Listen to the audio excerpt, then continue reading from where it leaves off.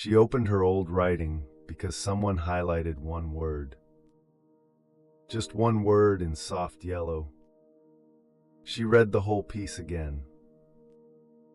Then she cried for an hour.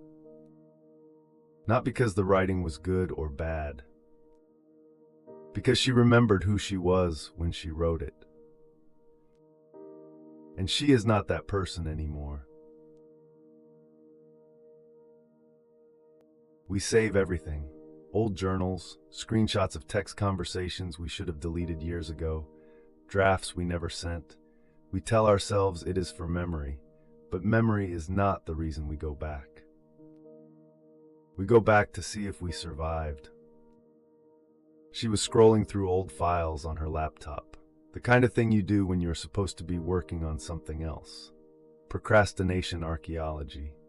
And there it was, a document she forgot existed. Someone had left a comment years ago, one word highlighted in soft yellow. She clicked. The document opened. She started reading, not skimming, reading.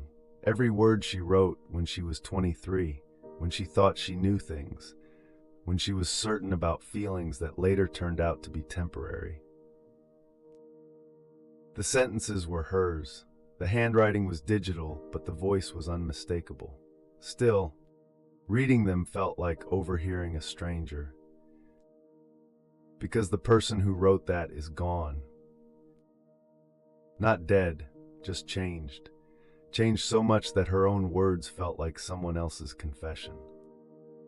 She read the whole thing, then she closed her laptop, and she cried. For an hour. Not sobbing, just tears that kept coming. The kind you cannot stop even if you wanted to, the kind that empty you out. We keep our old selves like evidence, proof that we were here, proof that we felt something real. We think we are preserving memory, but what we are really doing is checking. Checking if the pain still fits. Checking if we survived. Checking if we are different now or just pretending to be. We outgrow our own archive, the words we wrote, the photos we took, the screenshots we saved in moments of panic or clarity or rage. We think we will want them later, and we do, but not for the reason we expected. We want them to tell us we have changed. We want proof that we are not stuck. That happens when you read your old writing. You meet someone you used to be, and the meeting is not comfortable, because you see everything. The blindness, the hope that was never going to work out, the self-deception dressed up as honesty. You see the version of yourself that did not know what was coming. And you cannot warn her. She already lived it. The crying was not grief. It was recognition. She saw herself clearly for the first time in years, not who she used to be, who she became without noticing. Growth does not announce itself. It just happens. You wake up one day and your old self does not make sense anymore. That is not a bad thing, but it is a loss. The person you were is gone. You cannot go back. You cannot undo the knowing. You carry it now. There is a version of forgiveness nobody talks about.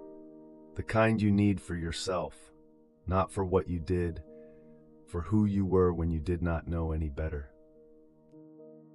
She was not mourning the past. She was forgiving it. That is harder than it sounds. Because forgiving your past self means admitting you have changed. And admitting you have changed means accepting that the person you are now might also be temporary. That 5 years from now, you might read what you are writing today and cry the same way. We want to believe we arrive somewhere. That growth has a finish line, a place where we finally become the person we were supposed to be. But the truth sits quieter. You keep becoming someone new. Every few years, every trauma, every moment of clarity that rewrites the story you told yourself. And every version of you will one day be a stranger you cry over. The old writing does not lie. It just shows you how far you have come and how far there is still to go. We are all walking around with past versions of ourselves we have not forgiven yet. The one who stayed too long, the one who left too soon, the one who said yes when she meant no, the one who hurt someone because she was hurting and did not know how to stop. We think forgiveness is for other people, for the ones who wronged us. But the hardest forgiveness is always internal. It is looking at the person you were and saying, you did what you could with what you had. That does not mean you were right.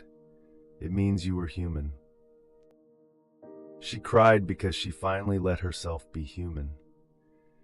She stopped holding her past self to a standard her present self only has because of everything that happened in between. She stopped punishing the girl who wrote those words. She released her. Not erased, released. There is a difference. Erasing means pretending it never happened. Releasing means letting it be what it was, a chapter, a version, a self you needed to be so you could become who you are now. We do not talk about this enough. How heavy it is to carry all your old selves. How exhausting it is to keep rehearsing their mistakes. How much energy it takes to keep them on trial. At some point, you have to let them go. Not because they deserve it, because you do. What old version of yourself are you still carrying? The one you think you should forgive, but have not figured out how. The one you cringe at when you remember what she said or did or believed. The one who trusted the wrong person. The one who did not see it coming. What would it mean to let her go? Not to erase her, to release her. To say, you did what you could with what you had. I am someone else now, and that is allowed. Maybe the crying is not weakness. Maybe it is the cost of growth, the toll you pay for becoming someone new. You have to mourn the old version before you can fully step into this one. So what if you let yourself cry? What if you read the old words and felt everything? What if you finally said goodbye? The Flawed Seeker, new reflection every day. Subscribe if this landed somewhere real. Share it with someone who needs to hear it. More at theflawedseeker.com. See you tomorrow.